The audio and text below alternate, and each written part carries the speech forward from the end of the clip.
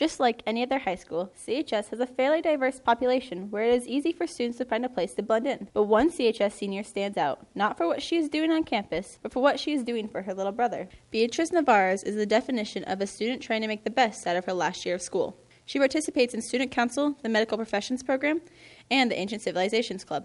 Like most seniors, she is looking forward to graduation and continuing her life after high school as a nursing assistant. But her life would be forever changed following a conversation with her dad last October.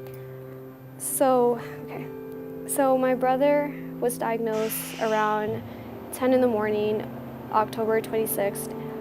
He was in surgery for a biopsy of his bone marrow, and it was a very long surgery, and I just saw the worry in everybody's faces in the waiting room, and I didn't understand why they were so worried.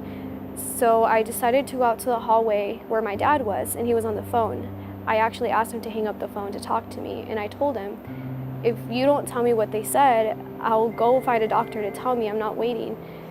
And basically, he just started crying, and I knew something was wrong. I knew he had cancer. I didn't know what type. I didn't know what stage.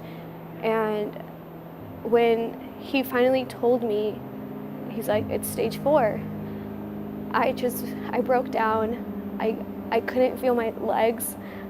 I lost all senses, and I just fell to the floor crying because I didn't understand why him and why is he suffering and why us. And just the moment I found out, I was gone. I didn't know what to do. I didn't know where to go. And they had a chapel nearby, and I hold very strong on faith. So I decided to go to the chapel and actually close the doors so nobody else could enter. And I just started crying. Beatrice's brother, Anthony Navarez, was diagnosed with stage 4 neuroblastoma, a rare form of cancer that affects the whole body. Well aware of the severity of the situation now facing her family, it did not take long for Beatrice to take action. So his diagnosis was October 26th. I started the night of Halloween. I started raising money for my brother because it just hit us out of the nowhere. It wasn't something we expected, and I saw the worry in my parents' faces and in their voices. So I brought it onto myself to raise the money for them, so that way if any issues come, we have a backup. Since his diagnosis, Beatrice and her family have been flooded with support. My friends have been so supportive, and the school staff, and even complete strangers I meet in restaurants that somehow heard of it are so supportive to me.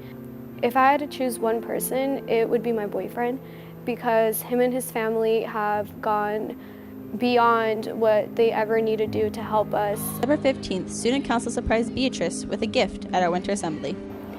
We played a game, and then obviously we won. That was on purpose. And then when they said, we have a gift for you, I thought, oh hey, we're winning a prize. And then when I saw my sponsor, Mr. Rinsky, come out with like this big flyer thing, poster, and all I saw was that it said $1,500. And they said they have a gift for you, so I was like, okay, are we both winning this, or is this for me? And then I saw my parents' name on it, and I didn't want to start crying in front of the school, so I just turned around and just started trying to breathe. It was a big shocker, and I definitely didn't think someone would go out of their way to do that for me. If you would like to show your support for Anthony, t-shirts are available for purchase at booster.com for $15. Just search A5140 to find them. If you would like to make a monetary donation, email Beatrice at beatricenavarez37@icloud.com. This has been Cassidy Millican reporting for The Rundown. Now back to you guys in the studio.